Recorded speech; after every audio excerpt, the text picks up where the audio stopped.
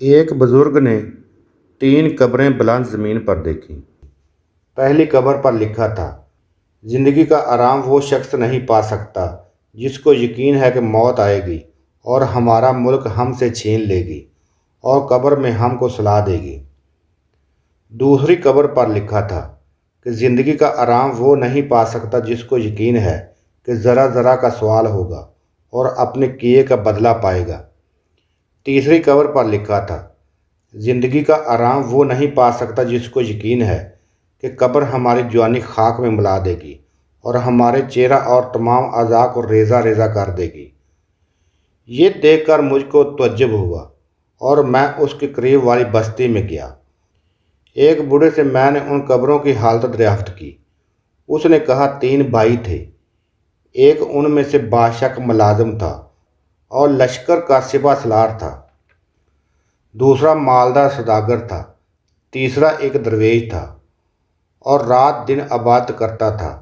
جب اس درویش کے انتقال کا وقت آیا تو اس کے دونوں بھائی اس کے پاس آئے اور کہنے لگے، اگر تم کو وصیت کرنی ہے تو کر دو۔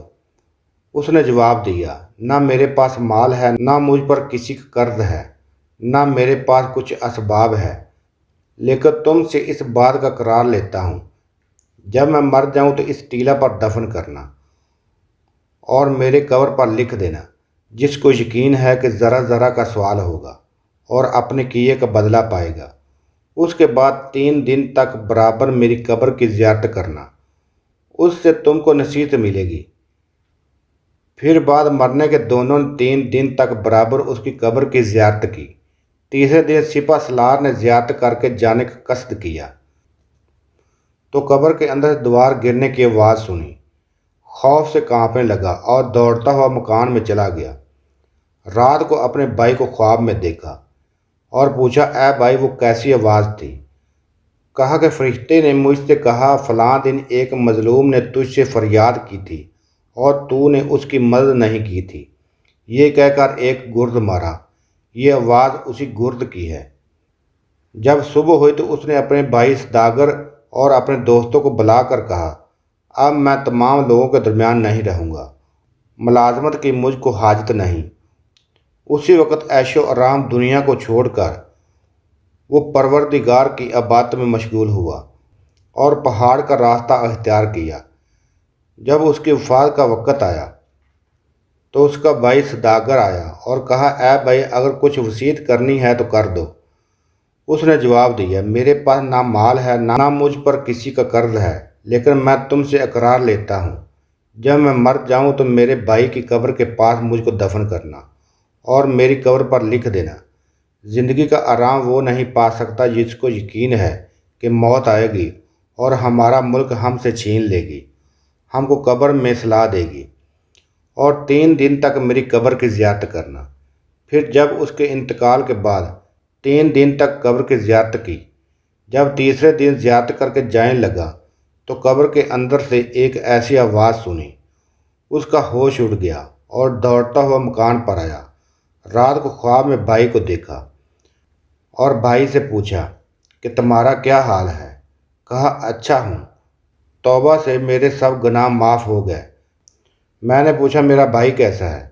کہا، وہ نیک لوگوں کے ساتھ بڑے درجے پر ہے۔ پھر میں نے پوچھا کہ میرا حال کیا ہوگا؟ کہا، جو جیسا عمل کرے گا ویسا بدلہ پائے گا۔ تم کو لازم ہے کہ فرصت کو غنیمت جانو اور نیک اعمال کا توشہ تیار کرو۔ جب صبح ہوئی تو اس نے بھی دنیا سے منہ پھیرا اور اپنا سارا مال فقیروں اور مسکینوں کو تقسیم کر دیا اور اللہ کی عبادت میں زندگی بسر کی۔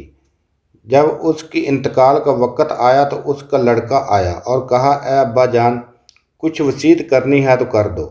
باپ نے جواب دیا، مال نہیں کہ میں وصیت کروں، لیکن تجھ سے اس بات کا قرار لیتا ہوں کہ جب میں مر جاؤں تو اپنے دونوں چچا کی قبروں کے پاس مجھ کو دفن کرنا اور میری قبر پر لکھ دینا، زندگی کا آرام وہ نہیں پا سکتا جس کو یقین ہے کہ قبر ہماری جوانی کو خاک میں ملا دے گی اور ہمارا چہرہ اور تمام اعضاء ریزہ ریزہ کر دے گی، اور 3 دن تک برابر میری قبر کی زیارت کرنا۔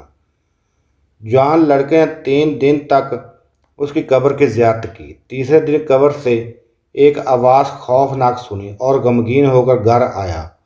رات کو اپنے باپ کو خواب میں دیکھا۔ اس نے کہا، تو بھی جلد ہمارے پاس آئے گا، اپنے سفر کا سامان درست کر لو۔ جس گھر میں تجھ کو آنا ہے اس کے واسطے مستعد ہو جاؤ۔